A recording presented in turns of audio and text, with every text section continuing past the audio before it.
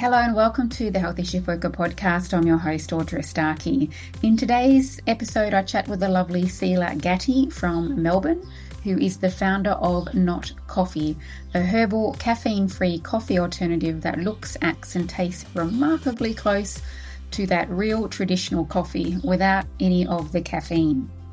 In this conversation, you'll hear how Sila was living a pretty healthy life when she was diagnosed with Graves' disease, also known as hyperthyroidism, which is a condition where the thyroid becomes overactive. Whilst conventional medicine helped her to manage it, the medications came with side effects, so she wanted a more natural approach. With the guidance of a Chinese medicine practitioner, she cut out caffeine, including her beloved coffee, in the hope that it would help to balance and heal her body. Even her husband Pietro joined her on the journey, and whilst the caffeine cravings disappeared after a few days, they both missed the actual ritual of having a coffee together. They tried various alternatives, but nothing felt right, as they were either loaded with caffeine, sugar, or other additives. This is when the idea for Not Coffee was born, which involved spending months testing and refining their blend until they created a drink that looks, feels, and tastes like coffee, but without all of the downsides. That journey not only changed their lives, but they hope it would make a difference to the lives of many others as well. Now, as shift workers listening to this, you might be thinking, no, I really need my coffee. But I urge you to listen to this conversation with an open mind, especially if you've been searching for ways to improve your health, but to no avail. Okay, and welcome back everyone to today's podcast episode. We are very fortunate to have the lovely Sila Gatti from Melbourne joining us this morning. Welcome, Sila. Thank you so much. Thank you, Audra, for having me on your podcast, and I'm very excited for our conversations. Me too, because I've never had this particular topic talking about coffee and caffeine at all on my podcast before, and it's no doubt going to get a little bit juicy, and it's going to sort of raise a few eyebrows for some people that are used to what we're about to be talking about. But I'm really looking forward to this conversation. And I suppose before we get into the details, the nitty-gritty questions that I'm going to throw at you shortly, could you share us a little bit about your journey, maybe your health journey, and how you came about to creating the business that you have, which is, of course, is called Not Coffee? Yeah, absolutely, Audra. So despite living what I thought was a healthy and active lifestyle, I was actually diagnosed with Graves' disease, which is a form of hyperthyroidism. That was about 5 years ago.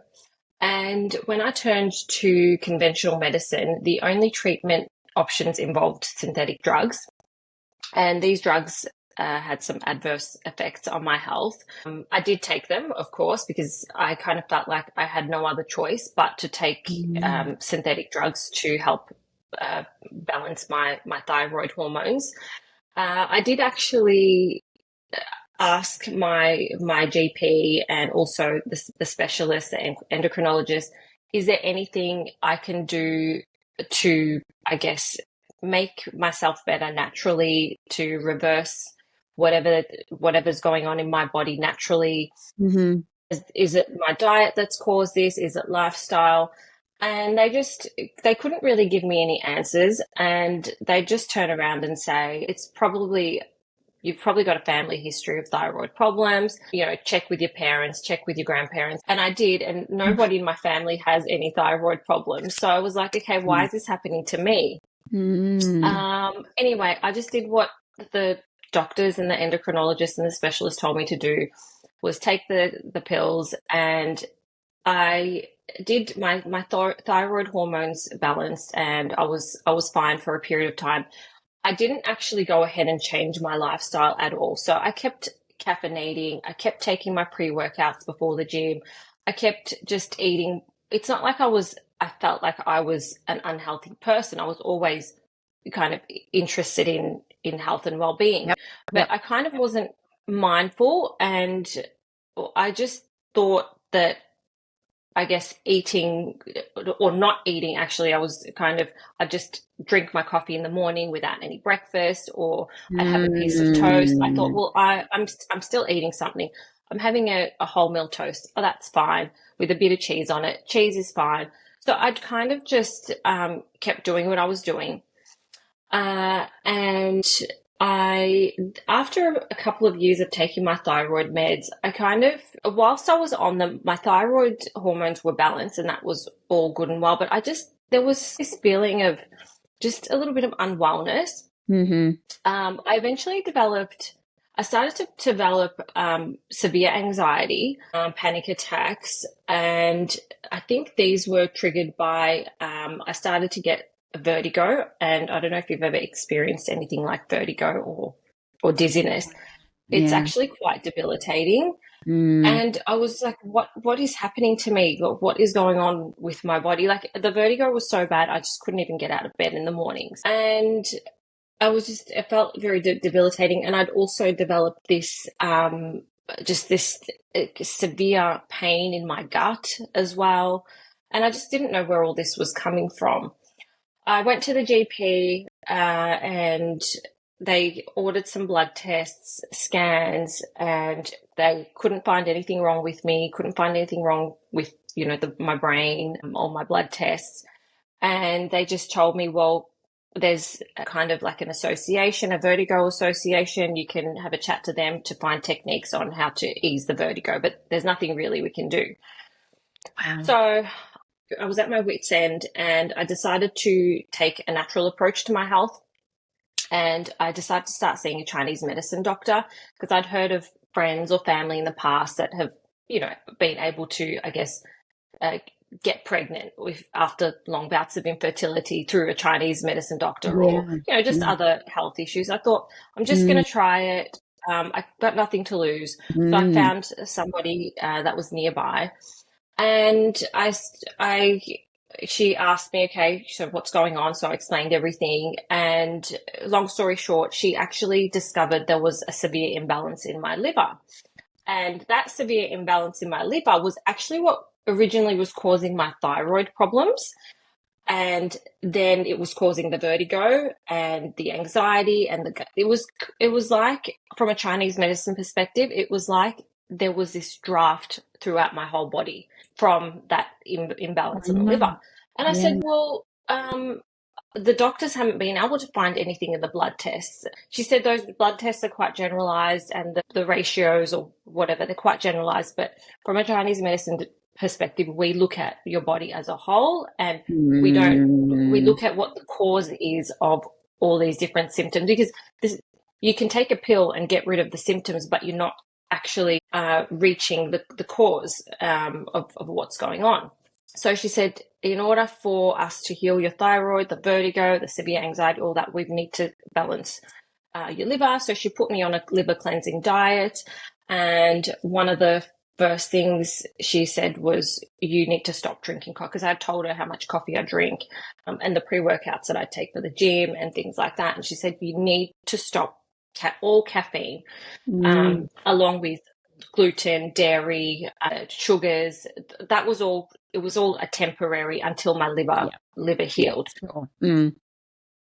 And so she said, you need to stop all caffeine. And that includes any black tea, green tea, decaf coffee, normal coffee. And also you need to stop stimulants as well. And that includes any mushroom adaptogens, or any product that could give you the same effects of caffeine. And so I said, okay, like, tell me right now, like, I can stop everything, but I don't want to stop drinking coffee. Like, I cannot stop drinking coffee. Can't I just have the decaf? It's got no caffeine, right? She's like, no, decaf actually still contains caffeine. And yes, the amount is a lot less, but also that amount is actually unregulated. So there's no regulations around how much caffeine is in decaf. So they can say, oh, it's got, this much percentage less caffeine, but you don't know how much that really is. So you could be drinking 3 cups or 4 cups of decaf, and you've actually had enough caffeine that you would in maybe a cup of coffee. So you just don't know. And I said, okay, all right, well, I'm just going to have to do what I have to do for my health, because I was in such a state. Yeah. The other issue that I had was I had this blocked ear as well that just wouldn't go away. And that was, again, from that whole draft throughout my body. There was just this, weird kind of thing going on. So I said, okay, I'm going to do what you tell me to do. I really want to heal. She did put me on a few supplements, but not a lot. She really wanted to just ease me into this new lifestyle, because Yeah. changing your diet just as a first step is actually a pretty big step as it is. And then having to take herbs and supplements, she just really didn't want to overload me, which was great.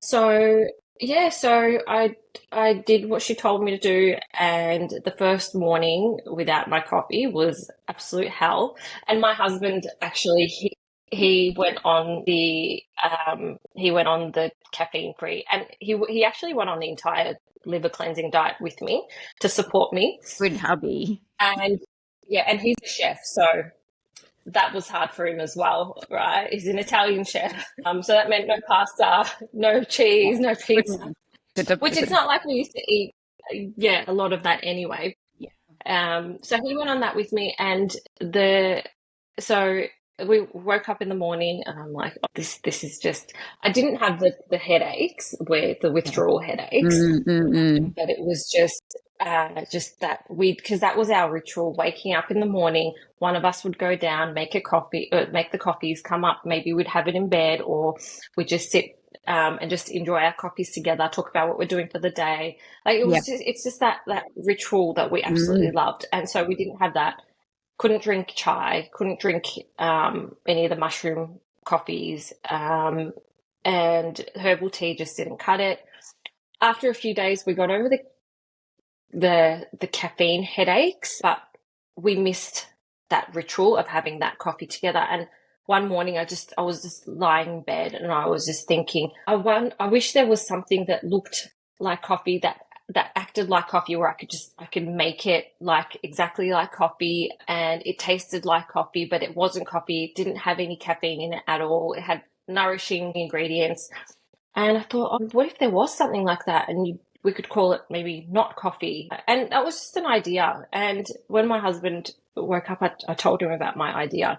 And I said, do you think there is something out there? And he said, well, let's have a look. But we couldn't really find a suitable alternative that kind of ticked all the boxes, that was gluten-free, that had no stimulants, that was dairy-free, didn't have sugars, because all those things I couldn't have them on my diet as well. So I said, well, maybe we can create something for us to drink. And he said, yeah, absolutely. So we just went to iherb.com. We ordered 10 or 15 ingredients that we'd researched that had ticked all the boxes, but also could have that coffee flavor profile. Yeah. And so we just, so that was kind of where the journey started to not coffee. But then going back to my health issues, I actually was on this particular diet for about 4 months.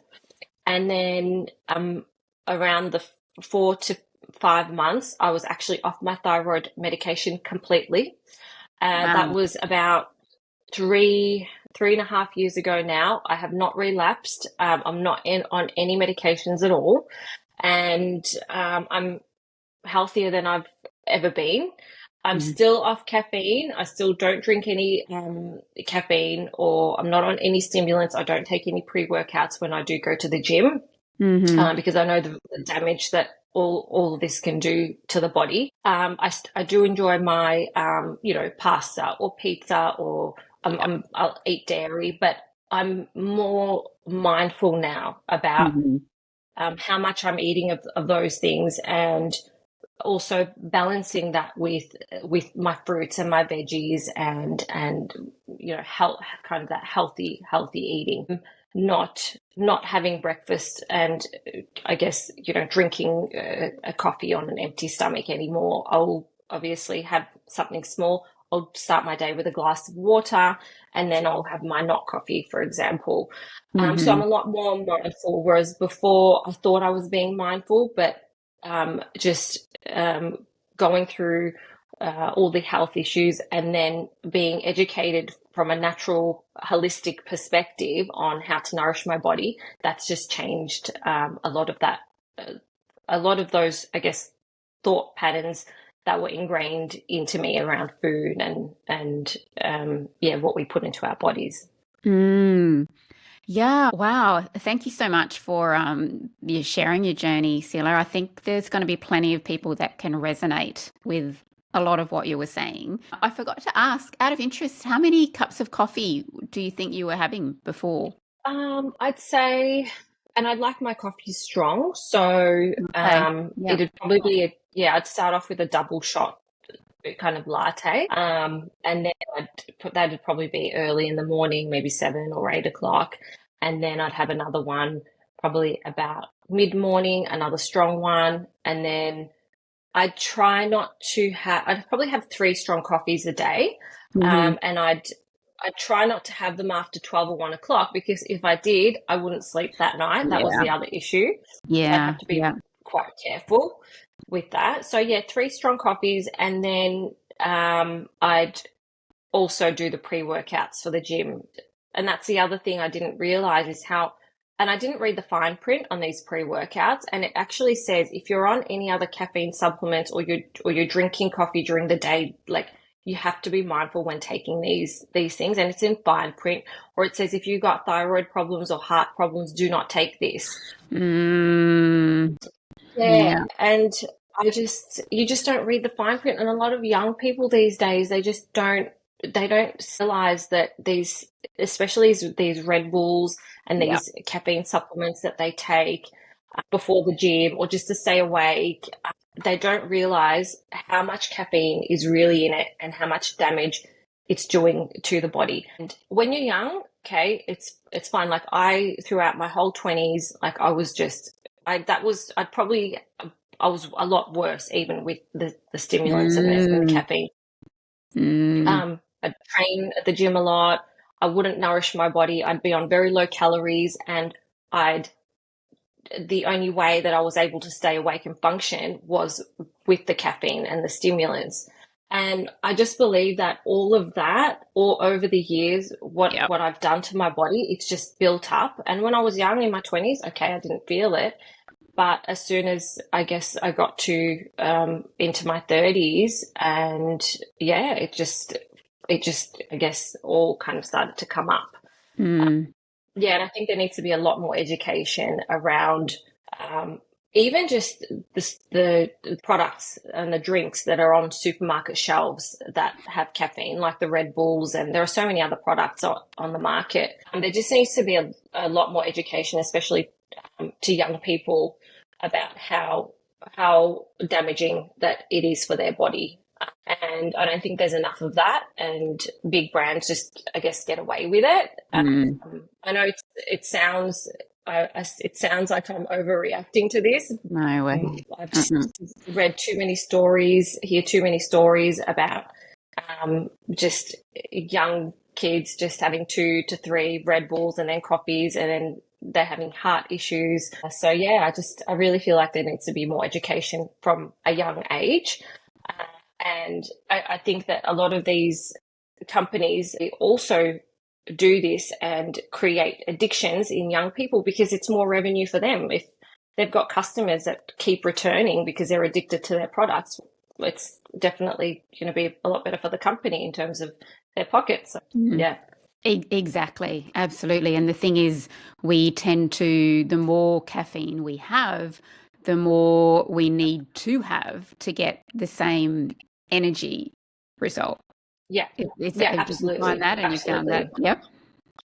Yes, I found that as well for myself. I just felt like it just, I did taper down in my 30s. I was still drinking a lot of coffee, but like I said, in my 20s, I just felt like, especially with the not nourishing my body in the right way, with the food and the amount of calories I was supposed to be eating for the amount of training that I was doing.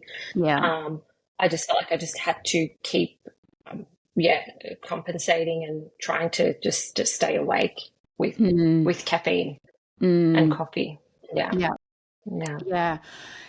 It's interesting how you were saying about the non-caffeinated beverages, how there's no regulation on that, and that's pretty powerful. And again, awareness, something that people really do need to stand. I know Mm, the same is under the melatonin supplementation, same kind of deal. So you really don't know exactly what you're actually taking. Um, mm, can be, mm. can certainly be a little bit of a toxic combination, particularly if you're saying, as you said, you're going on an empty stomach. And I'm glad that you said that, because I'm sure that there's plenty of listeners that maybe have your 3 a.m., 4 a.m., 5 Mm. a.m. starts, and that's the first thing that you do now is go for that caffeine. Um, Yeah. yeah.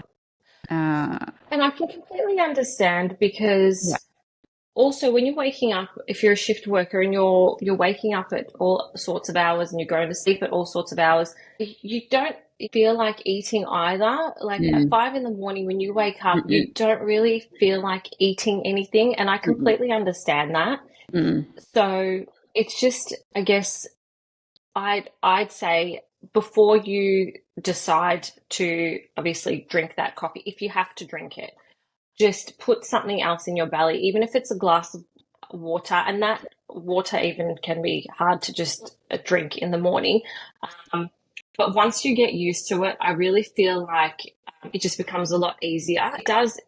I feel like we create these habits and absolutely. we feel like once we continue doing something over and over again, we feel like there's no other option and we Yeah. can't go back and do something else. Yeah. So I feel like, yeah, if we just change our mindset around, I guess our body and the love for our body as well. Like I think it'd be easier to make different choices Yeah. if we know the damage that we're actually doing, especially over the long term. We would, I guess, make better choices like having that glass of water in the morning or having a cup of herbal tea or having an alternative that's not going to be so acidic on your gut, for Mm, example, and mm, then going into your day and doing whatever else it is that you'd like to do. mm. Yeah, And the other thing, definitely. actually, Yeah. sorry, going back to the decaf conversation. Mm-hmm. Like I said, the caffeine in decaf is largely unregulated, but also another major concern with decaf coffee is the process used to remove the caffeine. And one of the common methods involves the use of a chemical called methylene chloride. Mm-hmm. And this, it's not only used like in the decaffeination process, but it's also found in products like paint strippers and metal cleaners as well. Oh, And I saw no. this video recently. Someone did a video, actually, we posted it on Instagram.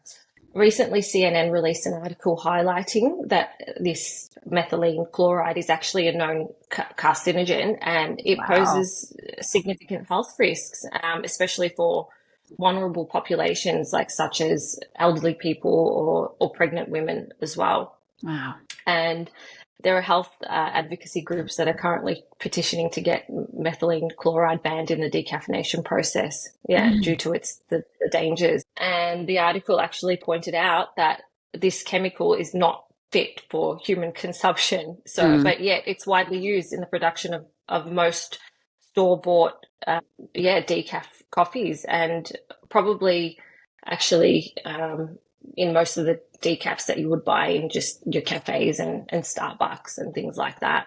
So yeah, and like we go and do our tasting sessions and we get to in different retailers and we get to meet the people who either wanting to quit caffeine or just wanting to try our product and things like mhm, that. And we get a lot of say pregnant women and I'd ask them, so what are you kind of drinking now?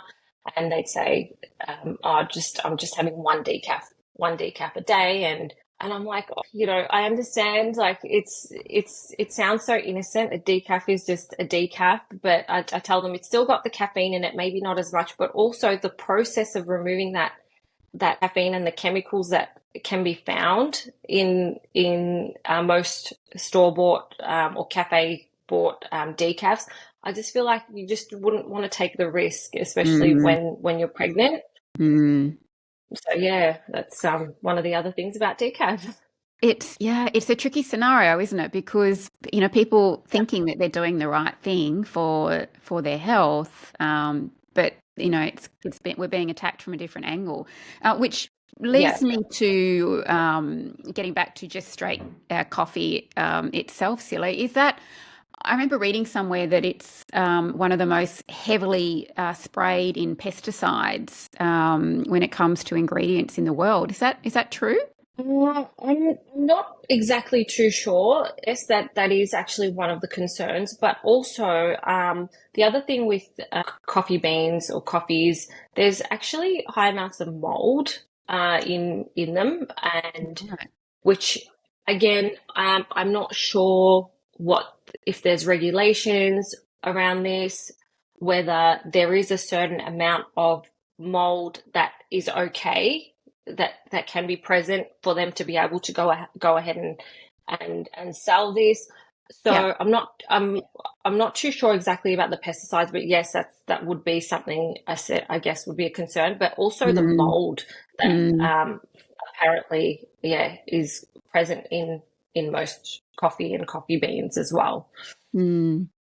So, okay, now I've got to ask, what have you put in your not coffee? And, for it to really, I'm sure our listeners are going, I can't seriously still taste like coffee. Okay. It's not coffee. It's not coffee, of course.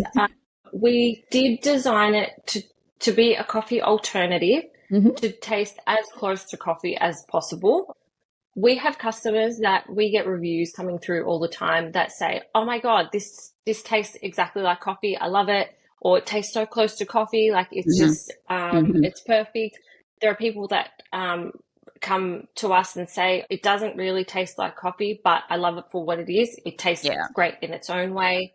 Some people don't like it at all, and that's okay. That's totally fine, because you can't please everybody. There are some people that just love it as their favorite coffee alternative, like they prefer it over, say, chai or cacao, because also the process is just easier to make. So if you've got a coffee machine, you can use it in your coffee machine. If you've had to stop drinking coffee and you've got this coffee machine sitting at home, like you can still make use of it.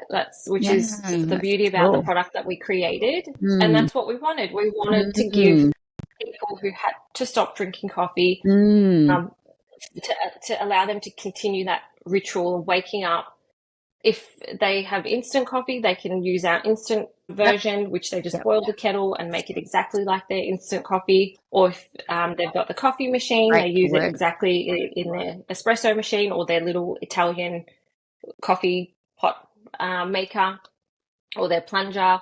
And we've got pods as well for pod machines. So for people who enjoy the convenience of pod machines. So yeah, like I said, we wanted it to taste as close to coffee as possible. We get mixed reactions about that. But what's most important is the ingredients. Kept it, as I mentioned before, it had gluten-free. And that was obviously personally for me during that period where I had to go on that liver cleansing diet. I had to keep it gluten-free, dairy-free, sugar-free, no additives, no like sweeteners, sugars, preservatives, none of that. And it obviously had to be stimulant and caffeine-free as well, completely. So yeah, one of the main ingredients that we use is chicory root, and this has actually been used in possibly actually early, maybe 1900s. It used to be used as a coffee alternative when I believe coffee wasn't widely available, maybe during the wartime. The Italians actually used to drink it as well, like my husband's father back in the day used in Italy. They had this coffee alternative mix as well that used a chicory. Apparently he used to drink that when coffee wasn't available. So that was one of the ingredients that we thought, okay, well, this could really, and it's it's good. It's got prebiotics. It's good for your digestive health. It's just good for improving overall gut health, and it's gentle and mild. Chickpeas was another one of the ingredients that we found, roasted chickpeas for our ground version. Tasted very close to that coffee smell, coffee taste. And carob was another, yeah, and carob was another one of those ingredients that we felt added just that, I guess, that more that chocolatey note, I guess, to the chicory. So we found that right balance. We didn't want to add anything else. We didn't find it necessary to add anything else. I guess we just wanted to keep it super simple, super clean, because obviously someone who was dealing with health issues, I just wanted to make sure it was going to be okay for anyone and everyone, no matter what age. Children can drink it if they wanted to. Elderly, women who are probably, maybe going through hormonal changes, just something that was going to be mild and nourishing. Even for people, say, going through chemotherapy, we found that we get a lot of people who are going through chemotherapy. They can't drink coffee because it's just so acidic, and they actually recommended not to drink coffee while doing chemotherapy. And they find that, it's just a nice, nourishing addition to their day while they can't have their coffee. So, yeah, it's just, we wanted to keep it completely nourishing.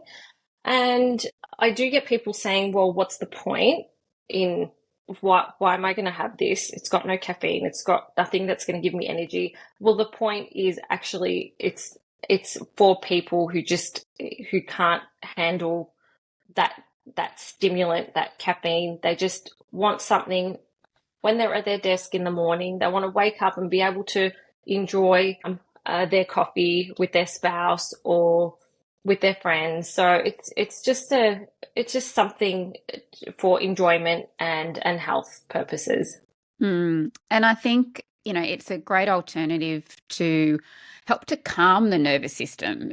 Shift workers particularly, and no doubt you were at some point because with what you were doing, you were tired and wired. And so your poor nervous system is just on overdrive constantly. And if we keep feeding it the stimulants, yes, it addresses it as a short-term solution, but you're steadily kind of chipping away at your health over time, and which it did for you. It can eventually catch up with you. And I think, I love the fact that you've got the foundational ingredients in there, Sila. And look, if people want to add a little bit extra sugar or whatever, then so be it. But at least it's it's got good foundations to as an alternative. And it's great too that you can use your coffee machine, so you kind of feel like you're going through that ritual. Because that, I have to admit, I was kind of always and sort of still am a little bit of a mocha girl. I like having a little bit of a chocolate coffee hit every now and then. But, it's just a habit. Like, it really is. If I don't have it, I don't crumble and fall over. In saying that, though, people do and can have, as you were saying, like they can have that withdrawal symptoms, like the headaches and the migraines and stuff. It is a real scenario depending on how much you've been having. So what were some of the positive effects that you noticed in your health, just to double track a little bit here? After, no doubt you had headaches, and actually, was there anything else that you experienced from a negative perspective? And then if you could flick it around for us and just maybe share what happened when you did sort of the caffeine. So the first thing was definitely the headaches. I probably went through a good couple of days of quite severe headaches, and although I try and avoid taking paracetamol and Panadol. I actually needed to get through the day, and I think I was just in bed. Had to have the blinds shut. The headaches were quite severe, but after a few days, like that all went away and I was fine. Mm-hmm. Once you get over that hump, I think, and Mm-hmm. once you get over the caffeine headaches, I think then you can really just start beginning that caffeine-free journey properly, I guess, and start enjoying it. And I felt like in the mornings, it was more, what I missed was not so much the caffeine after a while, it was that coffee ritual. It was Yep. waking up and making myself a coffee and feeling like I was drinking a coffee. It's sitting at my desk with something that looked like a coffee, that felt like a warm coffee drink. So I felt like at the first maybe week, the energy levels were quite low and I was really struggling to kind of get through the day, especially when I wanted to go to the gym. Like that was hard because I was so used to taking either some sort of a supplement or a pre-workout, or even having a shot of coffee before the gym to give me that boost. Yeah. So I felt like that was a bit of a struggle for me. And also, it does create, I feel like it creates a bit of a placebo effect as well. Like, I understand you still get the energy from the coffee, but I feel like knowing that you've had caffeine or taken some sort of a stimulant, it just makes you feel like you can push a bit more at the gym. Yeah, agree. So, but I just realized probably after about a week, I was actually waking up a lot fresher. I was waking up a lot, I guess, clearer. My mind was a lot clearer when I woke up in the morning without the caffeine in my body, accumulating in my body. And I guess my sleep was a lot better as well. And yeah, I was actually quite surprised at how much more energy I had throughout the day once I was used to not starting my day with caffeine. Yeah. And when I tell people this, they actually, who are coffee drinkers, they actually can't believe it. They're like, no, there's no way. Like, there is no way I can wake up and not have a coffee and feel normal. Like, and there is, like, because I've experienced it. I was mad coffee fanatic, coffee addict. So it's actually possible. And I feel so much better when I wake up in the morning. And now when I go to the gym, I don't need anything. I just, it's a mindset thing, I think. The other thing that was a positive for me is the anxiety. I don't get anxiety anymore. I used to get quite severe panic attacks. Yeah, anxiety, I feel like it's just a thing of the past for me. And I'm a naturally anxious, worrisome kind of person that overthinks things a lot. Yep. Yeah, it's just my personality. Not having that caffeine, feel like it's just, if I do have anxious thoughts or I'm worried about something, it doesn't necessarily escalate and I'm not overcome with that anxiety and that fear. And I feel like that's all kind of, gotten a lot better since I've stopped drinking coffee as well. Even my mum said the other day, and also the moods, she actually said to me the other, she said, you're just so much of a nicer person now that you don't drink coffee anymore. And I'm like, it's so true. I felt like I was constantly on edge and, just in this flight or fight mode with I guess, I maybe get triggered a lot quicker. I just felt like I was a little bit more intense, whereas I just feel a lot calmer now. The other positive is my skin. I just feel like my skin's so much better. I feel like, like my skin glows a lot nicer now.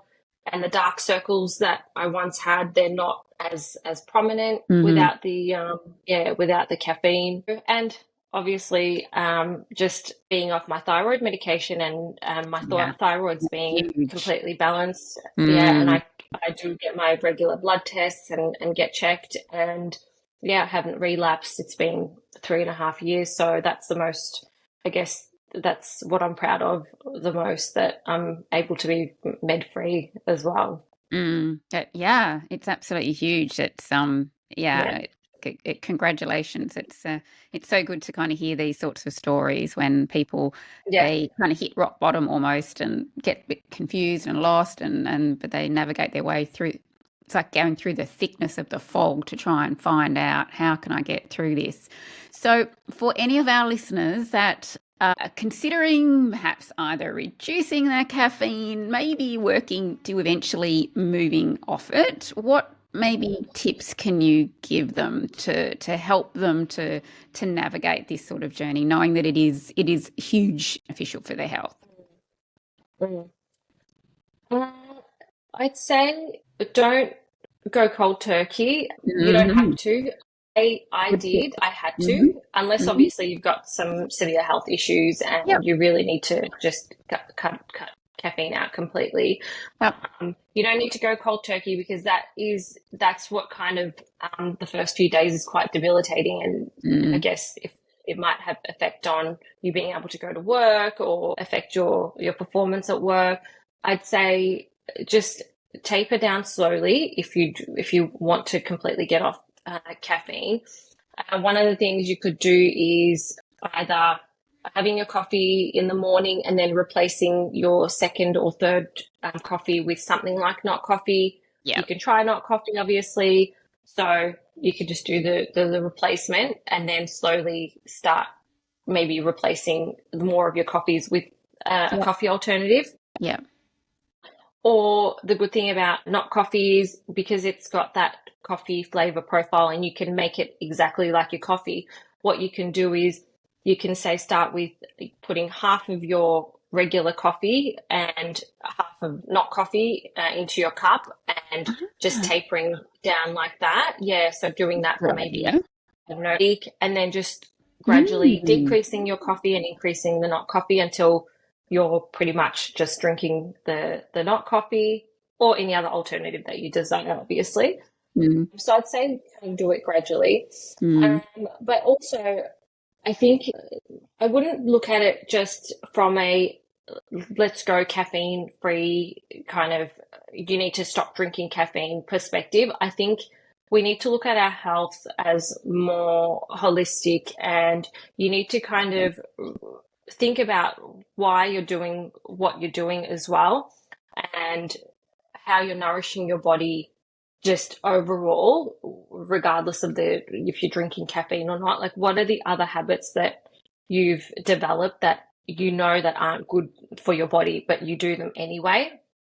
You know, another thing is that we're seeing a lot of now is alcohol-free living, or people who are just really kind of reducing their alcohol intake, because there's just so many studies coming out saying, well, no, it's actually not good for you, contrary to what we've been told in the past. Oh, but a glass of wine is good for you in the evening. But it's not. Alcohol is acidic, it's toxic, it doesn't matter what form it comes in. And so, you know, I guess it's just looking at just overall what you're doing to your body. And I guess just, loving your body and thinking about just every little thing that goes into your body. I think that's quite important as well. Yeah. Absolutely. Great advice. So, I mean, sometimes we have to do things that are a little bit uncomfortable or a little bit out of our norm or outside of our, what we're used to doing. But when it comes to our health, we only get one earth suit to kind of take care of, and one chance to do something. Yeah, and the other thing is, don't worry about what other people are doing either, because again, like, it's just with the whole, say you want to stop drinking alcohol and you go to an event and you're not drinking alcohol and people are like, you're not drinking? What? Why? And you look like it looks like there's something wrong with you. Yeah. Or again, with the whole coffee thing, you don't drink coffee, but you're not drinking coffee anymore? What? How could you? And you kind of, people make you feel bad because you're just wanting to live a healthy life and look after your body. So I'd say do not worry about what other people are doing, and do what is right for you and what feels good for your body. Yeah. Brilliant advice. Absolutely. Because there's plenty of naysayers out there that just kind of want to shoot you down when you try something different, isn't it? It could be easy to kind of cave in. Yeah. Well, this has been a great conversation, Sila. So how do people get hold of you to learn more about Not Coffee? I know that you've got your website, any social media that you could share with us? Yeah, absolutely. anyone and everyone and all your listeners are more than welcome to follow us on social media. So on Instagram or on Facebook or on TikTok. And they're also welcome to just send us messages or DMs, or they're welcome to even email us at hi@notcoffee.com.au. And I personally do check our DMs and our emails, so I'll definitely be across it. So if they genuinely want to reach out and have questions about my health journey, if they have questions and they need some advice on their health journey or caffeine-free journey, we're more than welcome to, help them out as well. Brilliant. We're like a little coffee or anti-coffee angel in the sky. Yeah, that's nice. I like that.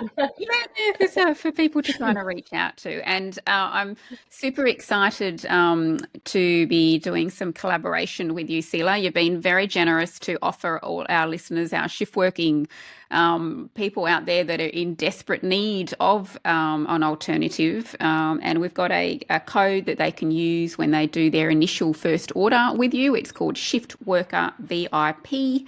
I will put that in the show notes for everybody, but so that when they go ahead and make that first order, they get a 20% discount, which is extremely generous. And it's a no-brainer to kind of go on and try it out. It's beautiful. And I must admit, just before we wrap up, actually, I know that you do other blends like the chai. That's beautiful. I really like your chai. For those that want to try something a bit different as well. Yeah. Oh, I'm glad you love the chai. Yeah. So we found that obviously we created Not Coffee, which is caffeine free. And then my husband and I would go to cafes, and sometimes we'd be like, because you still want to go out to a cafe and enjoy something, right? And we'd drink chai. This was obviously after all, I finished up with my liver cleansing diet and things like that. So I was able to have like a black tea chai, but I was finding even and I enjoy chai. I love a chai because it's just the spices are beautiful and tastes great. But I was finding that the black tea was, because I had become so sensitive to caffeine after giving up caffeine, I felt like the black tea was kind of affecting my sleep. So we said, what if we could create a caffeine-free chai? And so we'd never even we didn't even know how to create chai or